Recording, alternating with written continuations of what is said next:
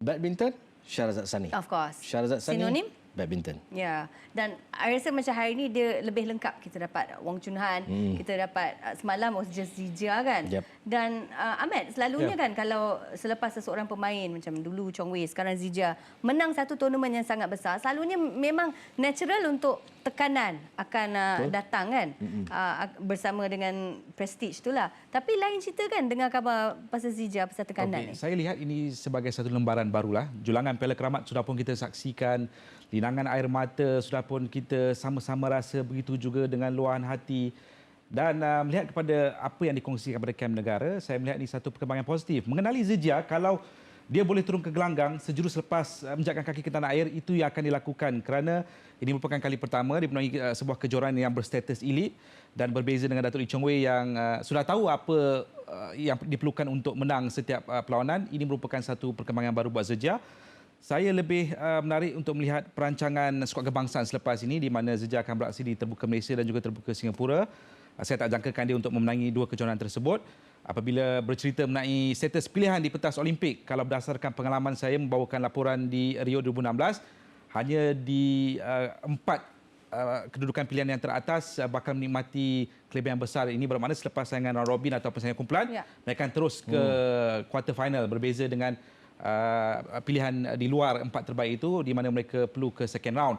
Jadi untuk Zijia pada ketika ini, seperti mana yang sudah pun disebutkan Wong Chun Han, okey, kita dah tewaskan Kento Momota dan juga Vita Excelsen yang mungkin tidak di kemuncak prestasi, tapi bagaimana Zijia perlu mengharungi kejohanan yang ada halangan daripada pemain-pemain yang sukar untuk dia tewaskan.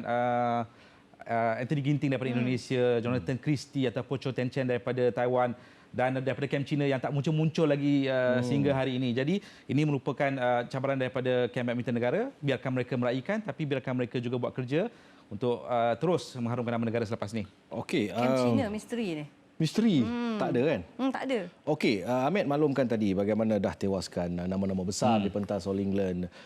Pada usia sebegini rupa, Zijia sepatutnya melalui fasa yang enjoy dengan apa yang dia ada. Tetapi secara peribadi, Ahmed melihat apakah kelemahan yang mungkin Ahmed dapat rasai tentang Zijia?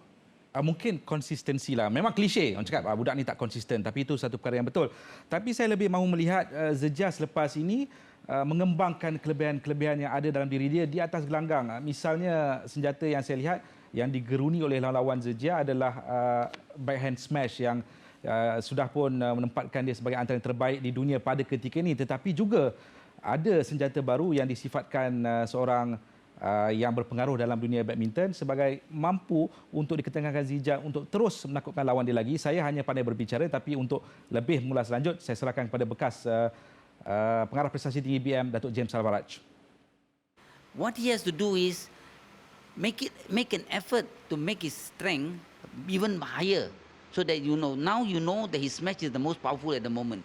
His smash is the one getting the points. So how do you create an opening in the game to get your opponent to lift up for you to smash?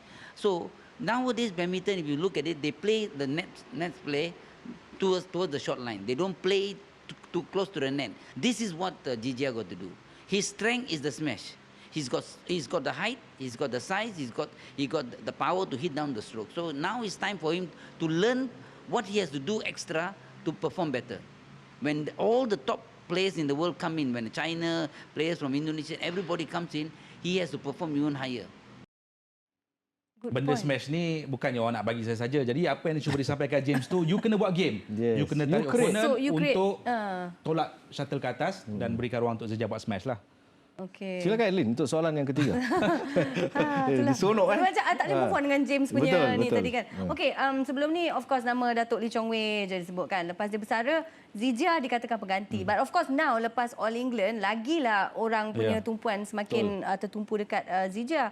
Tapi macam mana Zijia nak distance, nak jauhkan diri daripada Chong Wei? Saya lihat kan legasi badminton Malaysia dalam saingan personal lelaki ni macam nombor 7 Manchester United. Ada Eric Cantona dulu dan kemudian ada David Beckham. Jadi ini dua ikon yang cukup dekat di hati penyokong bola sepak Manchester United lah. Sama juga dengan badminton. Datuk Lee Chong Wei adalah pemain cukup istimewa, tak boleh nak diganti, tak ada galang ganti walaupun dia tidak pernah memenangi kejohanan dunia ataupun pingat emas di pentas Olimpik. Tapi itu yang boleh dilakukan saja andai dia mahu menjadi pemain yang lebih baik daripada Datuk Lee Chong Wei, menang kejohanan dunia, menang pingat emas Olimpik. Tapi pada masa yang sama, saya ada mengajukan persoalan ini kepada Datuk James Selvaraj. Apakah Zeja ni mampu jadi pemain seperti Chong Wei? Boleh mendominasi saingan untuk 5-10 tahun, dia pun baru berusia 22 tahun, ataupun ini hanya kejuaraan terbesar yang mungkin dimenangi. Jadi sekali lagi, saya tampilkan Datuk James Selvaraj. All these things shouldn't go to your head, that I'm already a champion, or I don't need to play. No, you have to even train even harder because people want to gun you down. So you have to train double the harder that you did the training before. Tell your coaches to push you further so that you become a better player. He may not win the gold medal in this coming Olympics. He may win it in the next Olympics because he's just 22. So he's got a long way. To me, he's got another good 10 years of badminton. So whether he wants to keep that pace all the way or halfway through give up the game. There were players in our country who have become champions, different tournaments that they become champions and suddenly they fade away. Dia tak nak one hit wonder dia tak nak kan? Yes. Ya, siapa nak kan? Okey, Kita ini ada ramai one hit wonder. kita nak ni soalan mungkin soalan terakhir dan nak memerlukan pendapat Ahmed. Selepas Zijia menang, social media semua letak gambar main badminton dengan Zijia lah apa semua kan. Pada saya positif. Positif. Untuk Zijia juga positif. Yes. Tetapi Ahmed melihat bagaimana apa yang conversation dengan Ahmed pertama sekali bila Ahmed hubungi dia selepas menang All England. Saya tumpang bangga dengan dia. Saya Apa perkataan pertama dia dulu? bro, All England champion. Congrats. Itu je saya hantar kepada dia. Saya menantikan reaksi daripada Zeja. Silap saya sampai 3 pagi kot saya tunggu. Adalah perbicaraan yang saya tak ingat didahkan pada ketika ini. Tapi tu saya tumpang gembira sebenarnya. Tapi saya tahu dia ada tugas yang lebih besar selepas ini. Kita berikan dia ruang. Mungkin tak ada siapa yang boleh ramalkan apa yang dia akan lakukan di pentas-pentas utama selepas ini. Mungkin dia akan menangi pingat emas di pentas Olimpik ataupun tidak. Tapi apa yang saya boleh ramalkan berdasarkan kedudukan pada ketika ini, apa yang sudah dipersembahkan Zeja dan mengenali Zeja, serta apa yang sudah ditampilkan kepada saya dan juga orang-orang yang di sekeliling, Zeja tidak akan menjadi one hit wonder. Dia akan menjadi seorang pemain legasi di mana kita akan menyebut nama dia daripada dia berusia 22 tahun, dia usia 30 tahun dan seterusnya sehingga ada pemain yang lebih hebat ataupun sama hebat dengan dia. Oh, I love that closing speech. Tapi saya pun nak tanya juga sebab lepas 21-9 tu, the third set. What was your Saya masa 14 set kedua tu pun saya dah start bergetar dah.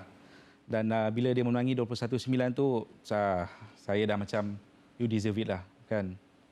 Awak dah tutup mulut haters semua dah. This is for you. Ini bukan kejayaan. Ia mungkin kejayaan yang boleh dikongsi untuk rakyat Malaysia, tapi ini kejayaan Lee Zeja. Dan tak ada orang boleh ambil hakikat tu daripada dia. Ahmed pernah menangis di Rio. Ya, saya gara-gara badminton. Apakah di Tokyo nanti insiden yang sama akan berlaku?